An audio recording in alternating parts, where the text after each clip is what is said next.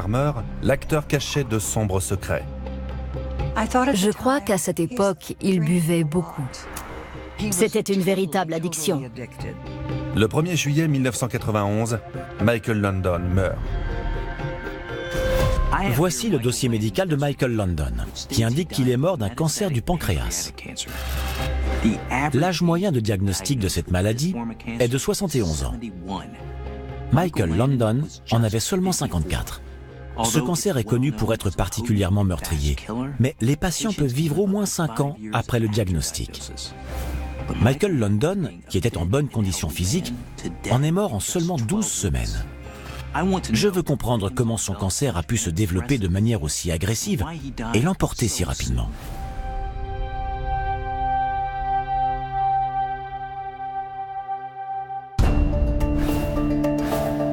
Le docteur Michael Hunter est un médecin légiste de renommée mondiale.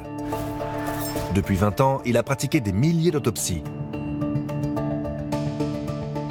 Il dirige désormais le service de médecine légale de l'une des plus grandes villes des États-Unis et travaille en étroite collaboration avec les forces de l'ordre dans le cadre d'enquêtes sur des morts suspectes.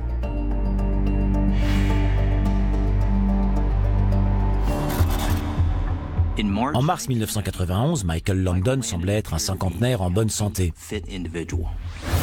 Mais seulement 3 mois plus tard, il a succombé à un cancer du pancréas. En m'appuyant sur le dossier médical de Michael et sur les différents rapports, je vais essayer de comprendre comment la maladie a pu se développer et pourquoi elle l'a emporté si vite.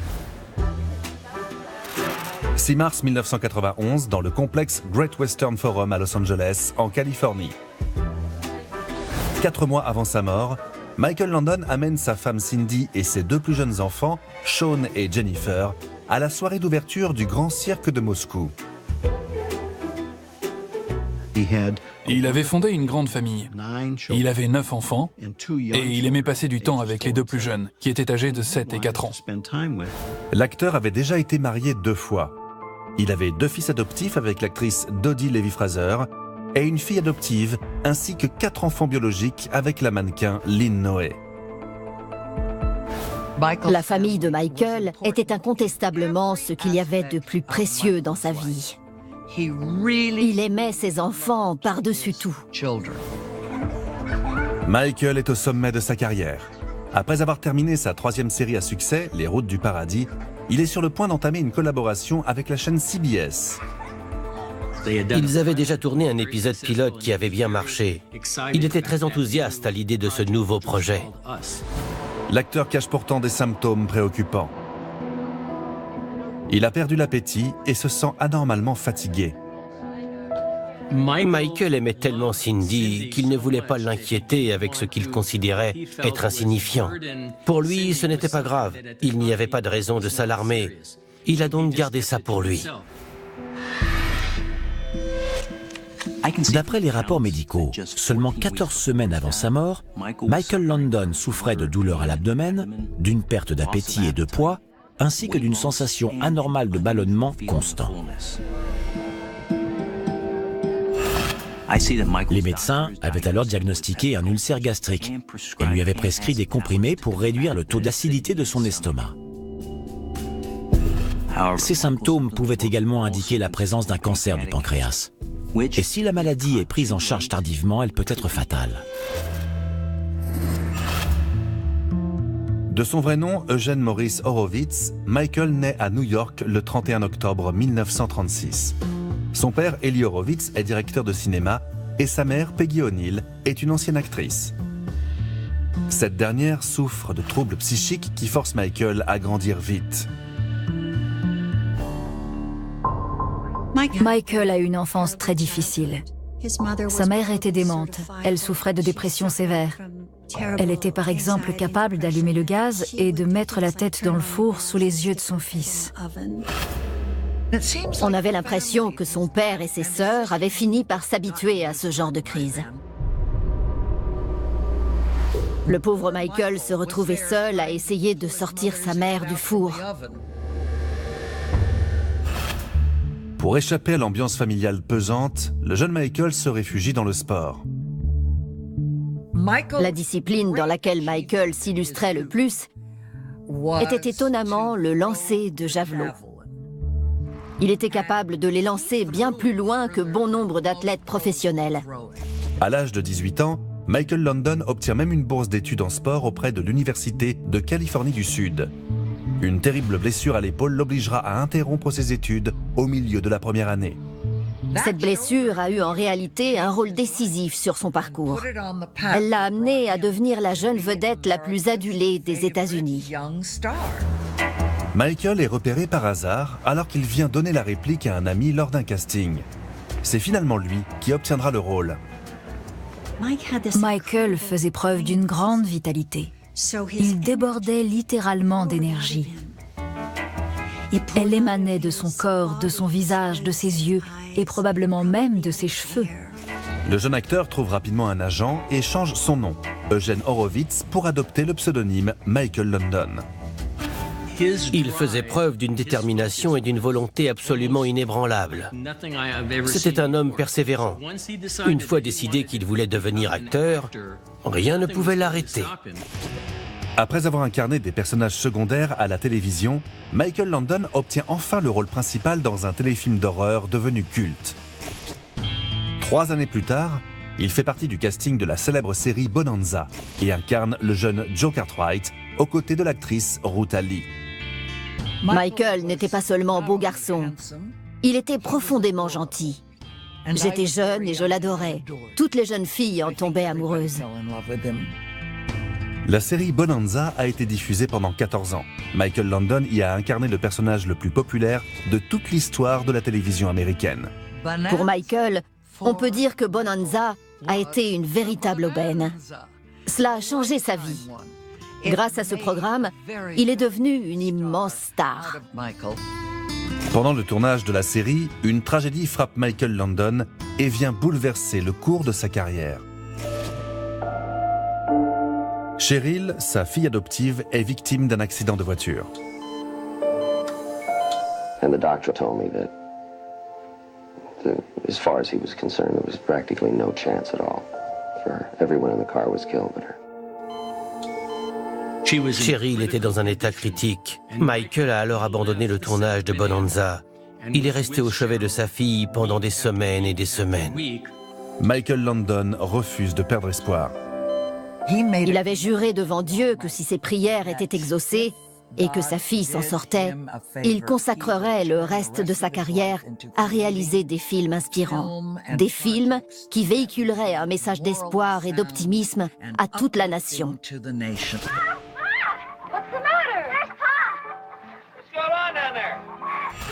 Cheryl a finalement survécu et Michael London s'est alors lancé dans la création des séries cultes Les Routes du Paradis et La Petite Maison dans la Prairie. Si vous aimez La Petite Maison dans la Prairie, alors vous aimez le travail réalisé par Michael. C'était son œuvre.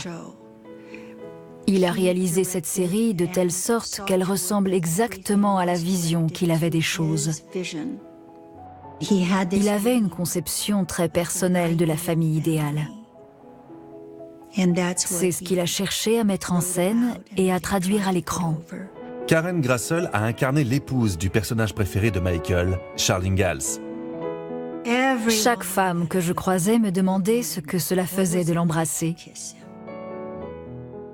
Il était indéniablement la coqueluche de toutes les femmes et de toutes les adolescentes de ce pays. Sa carrière a atteint un point culminant avec l'obtention de 4 Emmy Awards et d'un Golden Globe. Il avait su trouver sa place dans ce pays et à l'échelle internationale. Personne ne pourra le remplacer.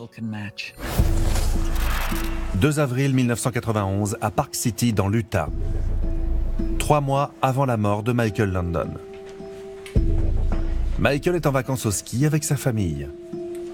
Soudain, une douleur intense à l'abdomen s'empare de lui.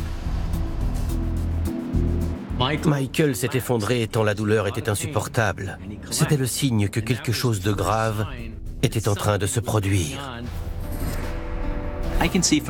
Michael London a cru que la douleur était due à des reflux gastriques, mais une sensation de brûlure aussi vive peut également être le symptôme d'un cancer du pancréas. Le pancréas est un petit organe situé derrière l'estomac. Il sécrète des sucs digestifs et des hormones qui permettent de transformer la nourriture et de réduire la glycémie. La présence de tumeurs peut affecter le faisceau de nerfs formant le plexus solaire au niveau du pancréas, entraînant des douleurs cuisantes, vives et lancinantes. 4 avril 1991, au centre médical Cedars-Sinai à Los Angeles, en Californie. Michael Landon a été rapatrié pour passer une série d'examens. Les résultats tombent comme une sentence. Les scanners ont révélé la présence d'une tumeur de la taille d'une balle de baseball sur le pancréas de Michael Landon. Cela représente une masse énorme pour un organe qui fait environ une quinzaine de centimètres. Une biopsie a confirmé que la tumeur était cancéreuse. Le cancer du pancréas se développe généralement à partir des cellules qui sécrètent les sucs digestifs. Ces cellules se divisent et se multiplient de manière incontrôlable. La tumeur de Michael appuyait sur son estomac. C'est cette pression qui lui causait des douleurs dans l'abdomen. Cela explique aussi sa perte d'appétit. Lorsque Michael a appris qu'il était atteint d'un cancer, il s'est jeté au sol et il a commencé à faire une série de pompes. Il criait « Regardez comme je suis costaud, je vaincrai ce monstre, je le vaincrai ». Plus de 80% des cancers du pancréas surviennent entre l'âge de 60 et 80 ans. Michael était un jeune cinquantenaire en bonne condition physique, puisqu'il faisait 2 heures de sport par jour. Comment se fait-il qu'il ait été frappé si jeune ? Il faut s'intéresser aux potentiels facteurs déclenchants. Michael Landon avait visiblement une habitude qui l'a exposé à un risque élevé d'endommager son pancréas. L'alcool. À l'âge de 24 ans, Michael Landon commence à boire abondamment avec les autres acteurs de Bonanza. Il m'avait confié qu'il buvait beaucoup sur le tournage de Bonanza. Il buvait du matin au soir, je trouvais ça terrifiant. Il était jeune. Il évoluait au milieu d'un cercle d'hommes mûrs où tout le monde buvait beaucoup. Je pense que d'une certaine manière, il a voulu s'intégrer à ce cercle, montrer qu'il faisait partie du club. En 1960, les excès de Michael Landon deviennent problématiques et causent un esclandre à bord d'un vol vers Los Angeles. Michael s'est écroulé par terre et la pauvre hôtesse de l'air a cru qu'il s'agissait d'une crise d'épilepsie ou d'une convulsion. De toute évidence, cet épisode aurait dû tirer la sonnette d'alarme sur son état. Les convulsions sont généralement associées à l'épilepsie, qui résulte d'une activité électrique anormale du cerveau. Selon les rapports, Michael Landon n'était pas épileptique. Il n'a même jamais souffert d'autres crises au cours de sa vie. À mon avis, les convulsions de Michael ont été provoquées par une consommation excessive d'alcool, associée à une grande fatigue. La combinaison de ces 2 facteurs peut faire dangereusement chuter la glycémie. Au début, Michael Landon a réussi à contrôler sa consommation d'alcool. Mais dans les années 70, lorsqu'il est devenu le réalisateur et l'acteur vedette de La Petite Maison dans la Prairie, ses habitudes ont dégénéré. Il gardait toujours à portée de main une tasse contenant un fond de vodka. Les enfants ne pouvaient pas deviner que la tasse contenait de l'alcool. L'assistant de Michael, en revanche, savait toujours quand venir lui remettre une petite dose. C'était comme ça, matin, midi et soir. À long terme, la consommation d'alcool libère des substances toxiques dans le pancréas. Cela entraîne une inflammation appelée pancréatite chronique. Les personnes atteintes de cette infection risquent davantage d'avoir un cancer du pancréas. Par ailleurs, la consommation de spiritueux comme la vodka ou le whisky abîme bien plus le pancréas que d'autres types d'alcool. Des études ont montré que plus de 3 verres d'alcool fort par jour augmentent les probabilités de développer un cancer du pancréas de 30%.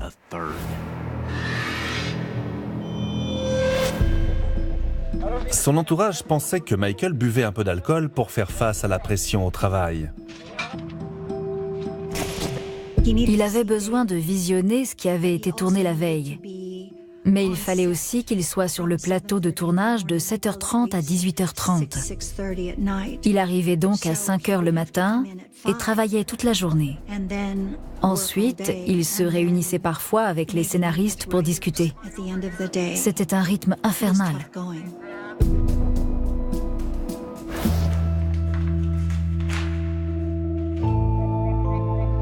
Pour surmonter cette pression que lui impose sa carrière, l'acteur se réfugie dans l'alcoolisme. Michael l'a reconnu publiquement. Il buvait trop d'alcool. Après avoir épousé sa troisième femme, Cindy Clerico, Michael Landon fait plus attention à sa santé. Je ne pense pas qu'il se soit montré imprudent avec son corps. Il faisait très attention à son apparence. Il s'efforçait de faire du sport au moins 3 fois par semaine. Il prenait soin de son corps. C'était sa vitrine. Michael Landon a énormément bu au cours de sa vie. Toutefois, sur les 10 années qui ont précédé sa mort, il avait freiné sa consommation. L'alcool a peut-être joué un rôle dans le développement de son cancer. Mais c'est sans compter sur une autre addiction meurtrière qui favorise la croissance rapide des cellules cancéreuses dans l'organisme, le tabac. La cigarette est un facteur de risque avéré dans la survenue du cancer du pancréas. On considère qu'elle double les probabilités de développer la maladie. Des études ont conclu qu'un cancer du pancréas sur 3 est directement lié au tabac. Dès que quelqu'un allumait une cigarette, Michael ne pouvait pas s'empêcher de demander s'il pouvait en prendre une bouffée. C'était une véritable addiction. Une cigarette contient plus de 60 substances cancérogènes. Les plus nocives, la nicotine et les nitrosamines, causent des dommages moléculaires dans le pancréas. Cela génère des mutations génétiques, des inflammations et des fibroses. Des recherches ont prouvé que les cellules inflammatoires présentes dans le pancréas libèrent de la cytokine et de la chimiokine. Ces protéines stimulent la croissance des cellules cancéreuses. Tous ses proches ont essayé de le convaincre d'arrêter de fumer. Mais aucun n'y est parvenu avant que le diagnostic de son cancer ne tombe. Des études scientifiques ont démontré que les dégâts causés par le tabac sur le pancréas ne sont pas irrémédiables si l'on arrête de fumer. En 10 ans, les risques d'être atteint d'un cancer diminuent considérablement. Si Michael Landon avait arrêté de fumer plus tôt, il ne serait peut-être pas tombé malade. Outre la présence de ces facteurs de risque ayant sûrement favorisé l'apparition du cancer de Michael Landon, comment expliquer son décès prématuré alors qu'un mois auparavant, il ne présentait aucun symptôme? 5 avril 1991, dans la maison de Michael Landon à Malibu, en Californie. Michael reçoit un appel de ses médecins qui lui communiquent les résultats de ses récents examens. Il existe 2 types de tumeurs du pancréas. Les tumeurs endocrines, qui peuvent souvent être traitées, et les tumeurs exocrines, qui sont extrêmement agressives. Le dossier médical de Michael Landon indique qu'il était atteint de la forme la plus meurtrière de la maladie. Les tumeurs exocrines se développent à partir des cellules situées dans le canal pancréatique. Elles ne sont opérables qu'à condition de ne pas s'être propagées jusqu'au pancréas. Dans le cas de Michael Landon, la tumeur avait atteint les vaisseaux sanguins et les tissus autour du pancréas. Cela signifie qu'il ne pouvait pas subir d'opération. Sans possibilité de chirurgie, l'espérance de vie est en moyenne de 6 à 11 mois. Michael m'a téléphoné à mon bureau et il m'a dit « Bruce, j'ai une mauvaise nouvelle. On vient de me diagnostiquer un cancer du pancréas. C'est très sérieux. » Il ne voulait pas que cela filtre à travers la presse à scandale. Et il m'a demandé de convoquer rapidement une conférence de presse à Malibu. Il voulait annoncer en personne à ses fans qu'il avait un cancer. 8 avril 1991, 3 jours après le diagnostic. Michael Landon annonce sa maladie aux médias et exprime sa volonté de se battre. Chemotherapy is a guess, one way or the other. But I'll be starting it this week. Will you be hospitalized? As soon as I finish running the LA Marathon, I thought I'd wait. I got that out of the way. Pendant la conférence de presse, Michael est resté fidèle à lui-même. Il n'était ni triste ni accablé. Au contraire, il s'est montré très extraverti. Il était tellement charismatique. Il a fait preuve de sagesse. Il a accepté le fait que, compte tenu de sa notoriété et de la vie qu'il avait menée, il devait faire face. Il devait partager la nouvelle avec le public et l'inclure dans cette épreuve. 18 avril 1991, au centre médical Cedars-Sinai.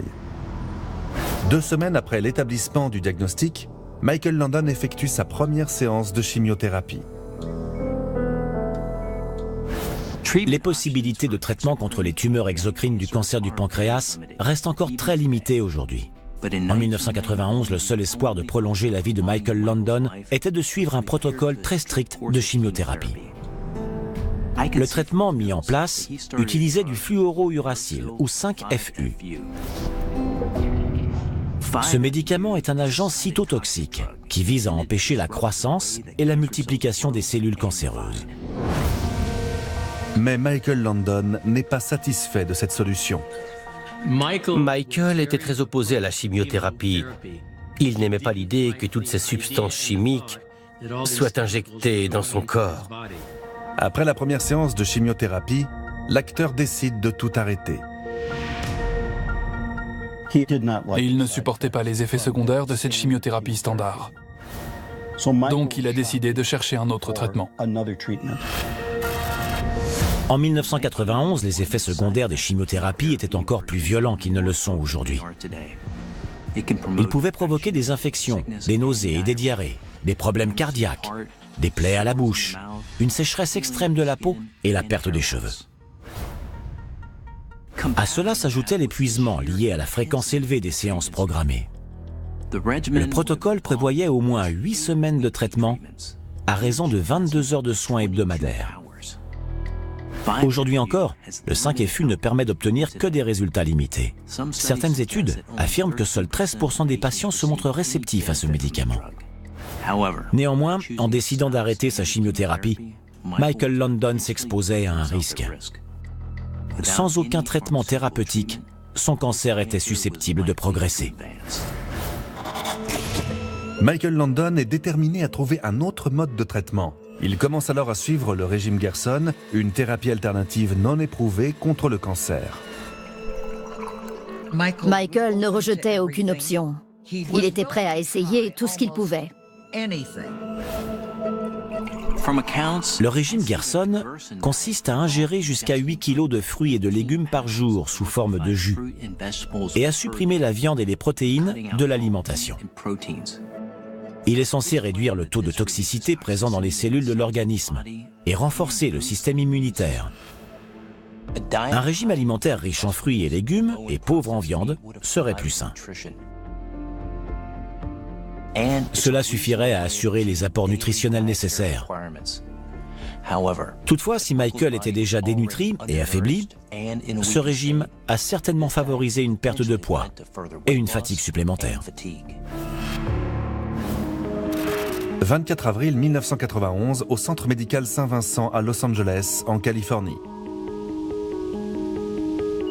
3 semaines après la découverte de son cancer, Michael Landon passe de nouveaux examens pour évaluer la progression de la tumeur. Les scanners révèlent que, loin d'avoir diminué, la tumeur a grossi. Le régime holistique de Michael Landon a échoué à freiner la progression de son cancer. À ce moment-là, la tumeur avait doublé de volume. Son pancréas était donc incapable de produire les enzymes digestives nécessaires à la transformation des aliments et à la régulation de la glycémie. Des métastases s'étaient formées sur le foie et sur les ganglions lymphatiques autour du côlon. C'est ce qu'on appelle le stade 4 du cancer du pancréas, pour lequel l'espérance de vie ne dépasse pas 6 mois. Michael Landon consulte alors un nouveau médecin, le docteur Cary Present, spécialisé dans les traitements de pointe contre le cancer. La première fois que j'ai rencontré Michael, il m'a donné l'impression d'être profondément abattu par son pronostic. Mais c'était quelqu'un de combatif. Il était prêt à faire tout ce qui était en son pouvoir pour s'en sortir. Le docteur Present propose alors à Michael une nouvelle forme ciblée de chimiothérapie développée par son laboratoire. La donorubicine est une boule microscopique de graisse chargée de produits chimiothérapiques standards. Elle s'avère moins toxique que d'autres traitements, car les tissus sains ne l'absorbent pas. Michael a accepté. Il voulait absolument essayer cette nouvelle thérapie. Le traitement n'a encore jamais été essayé sur un patient atteint d'un cancer du pancréas. Ce médicament était tout nouveau. Nous savions ce qu'il provoquait chez les animaux, mais pas chez les êtres humains. Michael a été un des premiers patients à en prendre.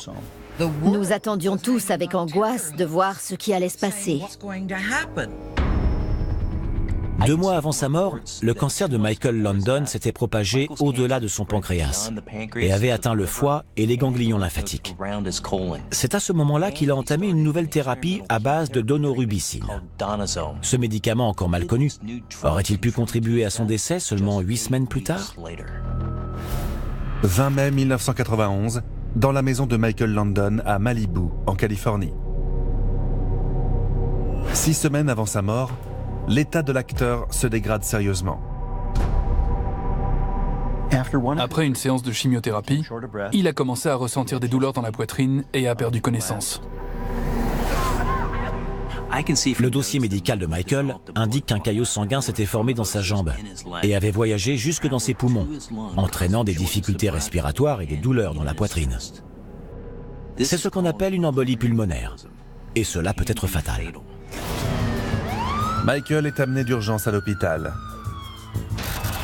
Les chimiothérapies ont souvent pour effet secondaire la formation de caillots sanguins. Elles réduisent la production des protéines chargées d'empêcher l'apparition de thromboses. Le risque que ce type d'accident arrive est 4 fois plus élevé chez les patients souffrant du cancer du pancréas. Les tumeurs libèrent une grande quantité de substances dites procoagulantes qui agglomèrent le sang. D'après les rapports, les médecins ont immédiatement administré à Michael un médicament pour fluidifier son sang. Ils lui ont également posé un filtre de veine cave au niveau de l'aine. Nous ne voulions pas que les caillots sanguins entraînent des complications. Et il fallait donc les dissoudre pour ne pas aggraver l'état de Michael.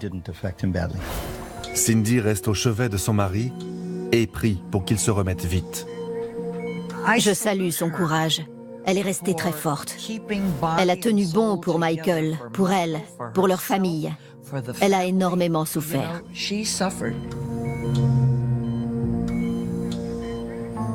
Suite à son embolie pulmonaire, Michael London a attrapé la grippe. Son système immunitaire était très affaibli par le cancer en lui-même, mais également par sa nouvelle chimiothérapie, qui supprimait ses globules blancs de l'organisme, fragilisant ainsi ses défenses, pour lutter contre toute forme d'infection. 3 jours plus tard, le 24 mai, l'acteur est finalement autorisé à quitter l'hôpital en dépit de sa grippe. À sa sortie de l'hôpital, on se serait cru à la première d'un film. Il s'est comporté comme il l'avait toujours fait face aux médias. Il a souri et leur a adressé un signe de la main. 16 juin 1991, au Centre médical Saint-Vincent à Los Angeles, 2 semaines avant la mort de Michael London. Le docteur Present examine les derniers scanners passés par l'acteur. Ceux-ci révèlent que la 2e chimiothérapie a échoué. La tumeur s'est propagée et a presque entièrement envahi son foie. La dernière fois que j'ai vu Michael, c'était pour lui donner les résultats annonçant que son cancer s'était propagé. Cela signifiait que la chimiothérapie ne fonctionnait pas. Et Michael l'a très bien compris. Cette nouvelle l'a complètement bouleversé. Il savait qu'il était temps pour lui de prendre une décision difficile. Michael London décide d'arrêter les traitements et se prépare à mourir. Il ne voulait plus d'injections, plus d'aiguilles. Il voulait seulement rester auprès de sa famille et passer du temps avec les siens. Michael n'est pas du genre à laisser les autres décider à sa place, encore plus pour ces dernières heures. Il pèse le pour et le contre entre continuer une thérapie et profiter de ses derniers moments avec ses proches. Il choisit de privilégier sa famille et de lui consacrer tout le temps qui lui reste. Pour la première fois depuis le début de sa maladie, Michael Landon se retire de la vie publique. Il voulait passer le peu de temps qui lui restait auprès de ceux qu'il aimait. Et sûrement régler les dernières choses qu'il avait à mettre en ordre avant de partir. 24 juin 1991, dans la maison de Michael Landon, 7 jours avant sa mort. L'acteur est à peine capable de se nourrir et perd près d'1 kilo par jour.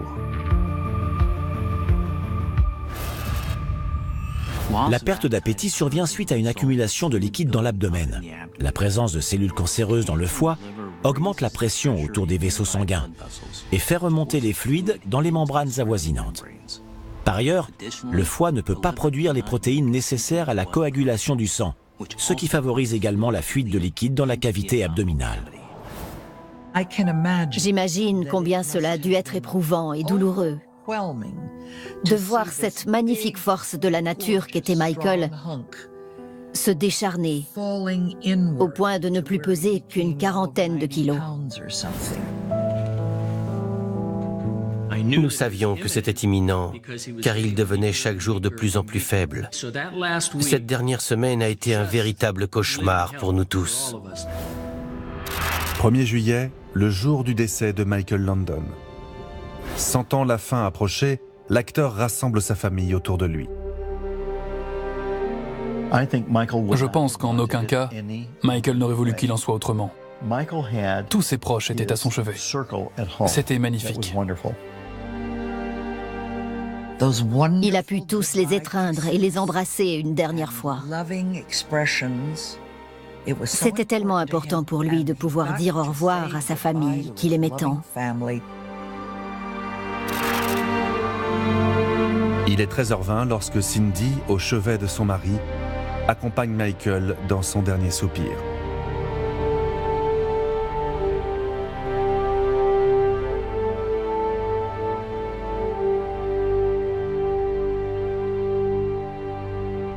It was less than 3 months ago that actor Michael Landon was diagnosed with inoperable liver and pancreatic cancer.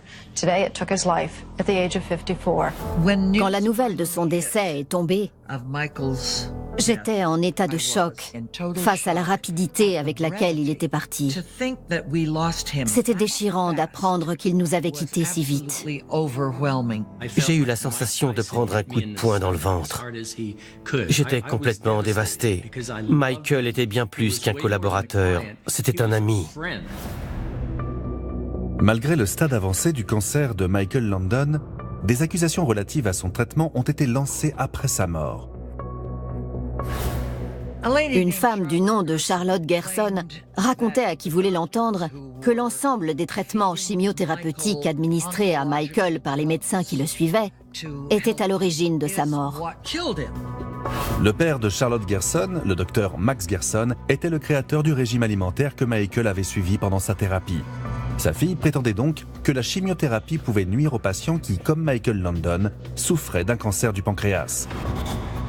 Au vu du stade très avancé du cancer de Michael, les chances qu'un traitement se montre véritablement efficace restaient infimes. Mais les médecins pensaient sincèrement que cela valait la peine d'essayer une chimiothérapie. Les recherches du docteur Michael Hunter ont permis de découvrir un élément étonnant qui pourrait expliquer l'origine du cancer de Michael Landon. J'ai pu constater que 5 autres membres du casting de La Petite Maison dans la Prairie avaient été atteints d'un cancer. La série a été tournée à quelques kilomètres d'un laboratoire d'essais nucléaires. La zone est connue pour avoir enregistré une augmentation du nombre de cancers chez ses résidents. Pendant 9 ans, le tournage de La Petite Maison dans la Prairie s'est déroulé à moins de 30 km du laboratoire d'essais de Santa Susana. Cela avait pris des mois et des mois avant que l'on trouve l'emplacement idéal pour le tournage. La production avait fini par dénicher ce ranch à Simi Valley. C'était exactement ce qu'il nous fallait. Lorsque des centaines d'habitants ont commencé à être atteints de cancer, des scientifiques ont établi que le site de Santa Susana était à l'origine du pire désastre radioactif de l'histoire américaine. Des années de contamination avaient fait exploser le nombre de cancers. Tonight, a new report is out about a nuclear accident here in the Southland almost 50 years ago. And it says the accident did have long-lasting health effects.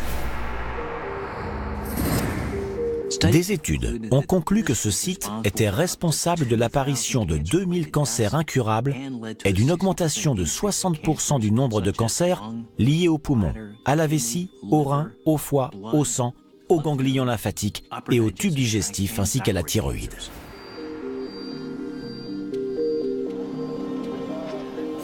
Cinq membres du casting de La Petite Maison dans la Prairie atteints d'un cancer. Le lieu du tournage, situé à proximité d'une centrale nucléaire radioactive. Il y a vraiment de quoi se demander si tout cela n'a pas un lien direct. Malgré la corrélation scientifiquement établie entre les radiations du site et l'augmentation du nombre de cancers, aucune preuve ne permet d'affirmer avec certitude que la maladie de Michael London ait été causée par sa proximité avec la zone irradiée. En revanche, d'autres éléments dans ses antécédents familiaux permettent d'obtenir une explication beaucoup plus probable sur l'origine de son cancer du pancréas. En examinant l'histoire familiale de Michael London, deux détails révèlent des informations décisives pour comprendre les causes du cancer de l'acteur. Les cancers se forment lorsque l'ADN a été endommagé ou muté. La mutation des gènes peut être héréditaire. Le père de Michael London était d'origine juive ashkénaze. Les individus d'ascendance juive ashkénaze sont susceptibles de porter une copie défectueuse des gènes BRCA1 et 2. Cette mutation augmente jusqu'à 10 fois le risque d'apparition du cancer du sein, des ovaires, de la prostate et du pancréas. Du côté de sa famille maternelle, qui n'était pas d'origine juive, on comptait de nombreux antécédents de cancer du côlon. Le cancer du côlon fait partie d'une famille de cancers pouvant toucher le pancréas, le foie et l'estomac. Généralement, ils sont causés par un ensemble spécifique de mutations génétiques héréditaires. Ces mutations génétiques font partie de ce qu'on appelle le syndrome de Lynch. Il est tout à fait probable que Michael London ait hérité de ces mutations génétiques et qu'elles aient été à l'origine du développement de son cancer du pancréas. Malheureusement, Michael ne connaissait pas bien l'histoire de sa famille. Il était un peu coupé de ses racines. Aujourd'hui, on peut dépister ce syndrome très facilement. Une simple prise de sang ou un test salivaire suffisent à déterminer si un individu est porteur de ce gène. Si Michael London avait eu connaissance de ses antécédents familiaux et avait pu pratiquer un test pour détecter cette mutation génétique, sa vie aurait pu être sauvée. Malheureusement, le cancer de Michael a été diagnostiqué alors qu'il était déjà arrivé à un stade avancé. Il ne peut exister une seule et unique raison au développement d'un cancer du pancréas, mais la prédisposition génétique de Michael London a sans nul doute été un facteur décisif dans l'apparition de sa maladie. À cela s'ajoute le fait qu'il fumait et buvait énormément et qu'il travaillait dans un environnement sous pression. Enfin, son cancer a été diagnostiqué après que des métastases se soient propagées. Cela signifie qu'indépendamment des traitements, il avait peu de chances de s'en sortir. Après avoir établi les causes probables de l'apparition du cancer de Michael London, le Dr Hunter est désormais en mesure de déterminer les circonstances du décès de l'acteur. Il ne fait aucun doute que c'est un cancer métastasé du pancréas qui a tué Michael London le 1er juillet 1991. Mais je pense que c'est une insuffisance hépatique qui a causé sa mort. La tumeur de Michael obstruait ses voies biliaires, favorisant le reflux de la bile dans son foie.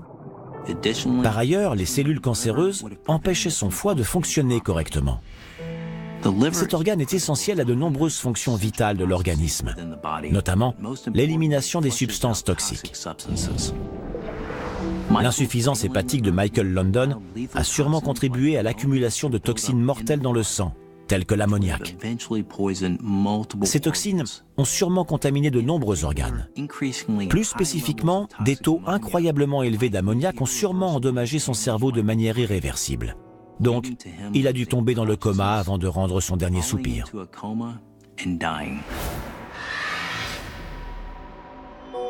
Michael London s'était battu pour surmonter son enfance difficile.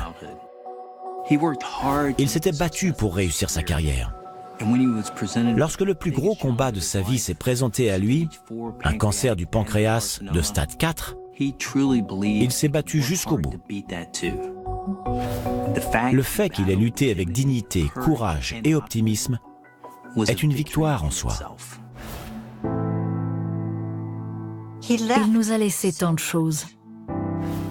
Je pense à ça bien plus qu'à ce que nous avons perdu. Je pense à toute son œuvre, à tout ce qu'il nous a laissé en héritage et qui continue d'émouvoir les téléspectateurs aujourd'hui.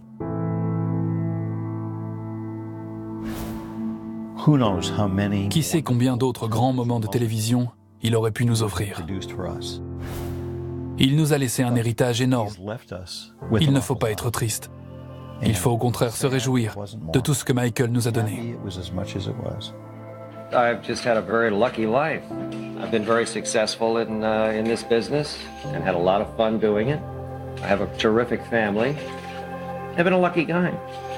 Very lucky guy.